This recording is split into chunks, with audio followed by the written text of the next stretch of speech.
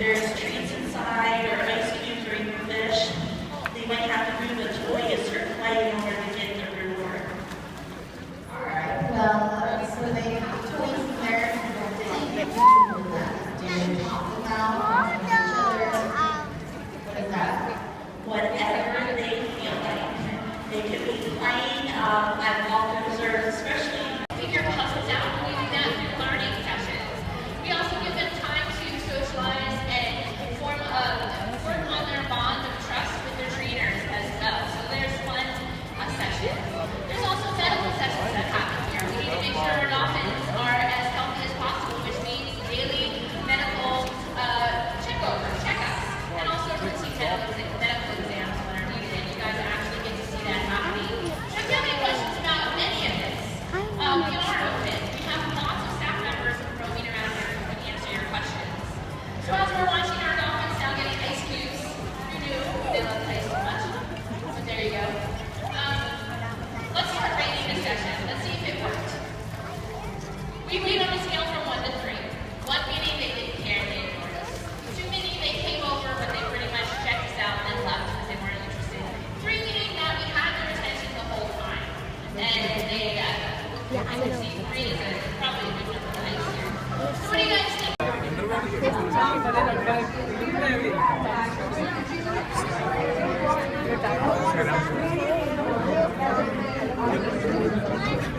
They go back to my home and they're right here.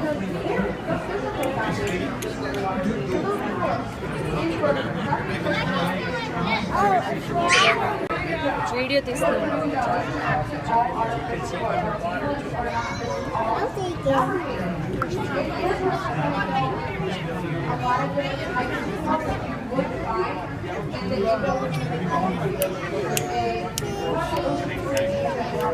Hey!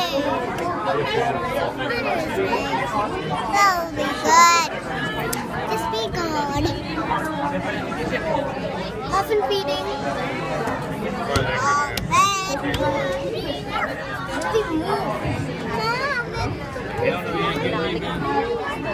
Daddy, we got to go. Slowly with the picture.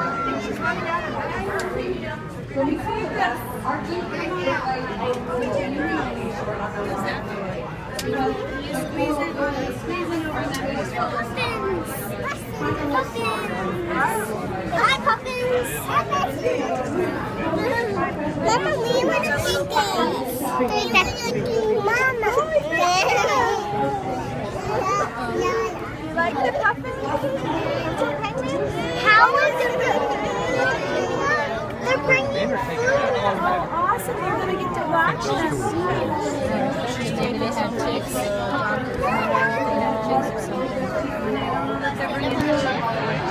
Oh, they just jump in. Oh, that's too funny. They just jump in. Walk right in. Yeah, like they're used to going somewhere.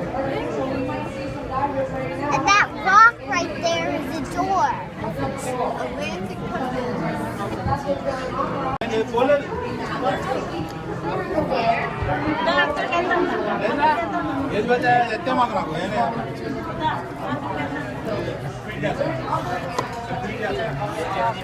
Stop. మరి కూర్చుంటారు. Follow motor ni Katie.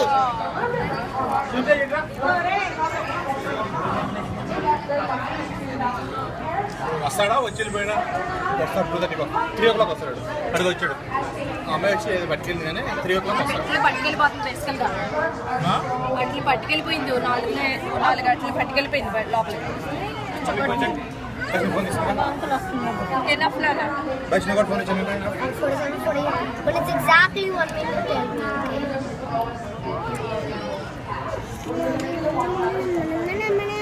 ఇంకా బాగా వస్తున్నాడు So my name is Amy. I take care of the animals in this exhibit. And the outsids are actually referring to the family group that these animals belong to. So you notice in this exhibit, it is really different compared to the floors beneath us. So this exhibit is dedicated entirely to birds, and we have 3 different species of birds that all belong to the family group called the Alcidae family group. Now you probably think that a lot of these birds, they look an awful lot like penguins. but there's actually a couple of differences between them. So the ones that we have in here, I'll start with these guys that are right in front, and I'm actually going to go ahead and start tossing some food into the water while I talk about them some more. So the ones that are all black on their backs, right here near the center of the exhibit, and you probably saw a couple more that were walking right past me, they are called razor bills. And you'll see that they are also the largest of the 3 species in this exhibit. There you go.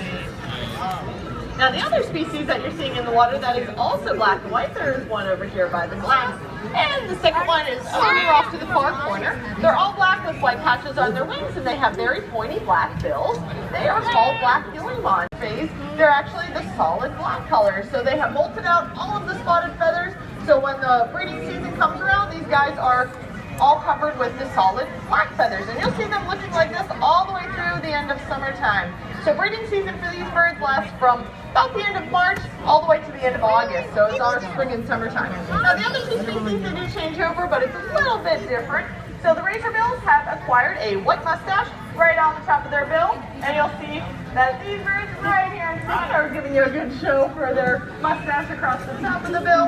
And then the Atlantic puffin, they did change over a little bit as well. The orange actually got brighter in color. They also have acquired more yellow striations on their bills. And you also see that right around their eyes is also a very white color, and it almost looks like you're wearing eyeliner. So these birds have changed over. During the winter time, they're more of a dusky dull appearance, and you would have seen them have very dark colorations on their faces as well. So these birds, once they change over what they look like, then it is time for them to choose a mate.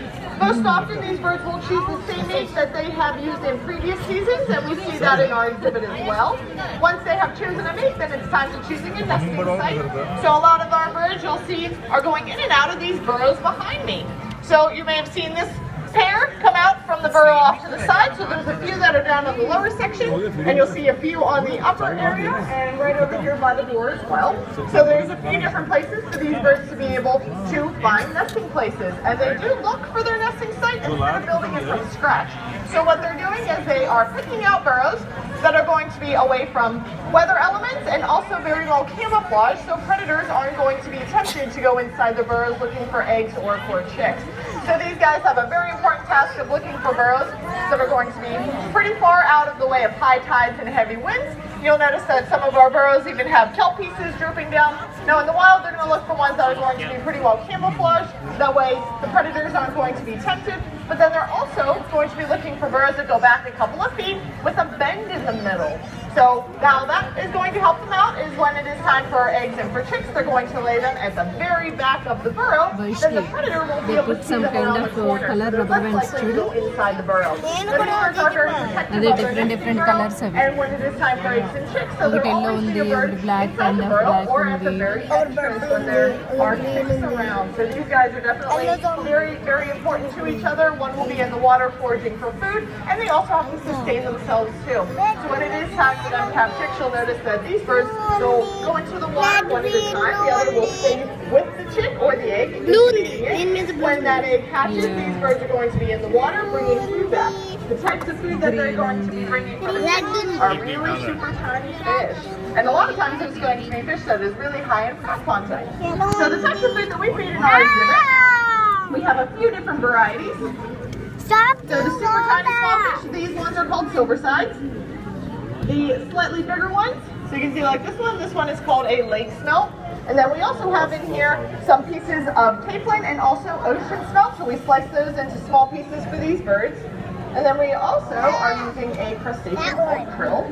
So toss a good bit of that into the water, and you might see some of our Atlantic puffin diving for a lot of this krill. And you'll notice that several of these birds, they will actually eat their food underneath the water too. So it's really exciting. Do you see the that they are able to hold their breath for a good amount of time before they surface very quickly to be able to grab another mouthful.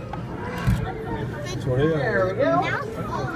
Mom, do you see this? Now once these birds have laid their eggs, they are in their burrows for a very long period, roughly 30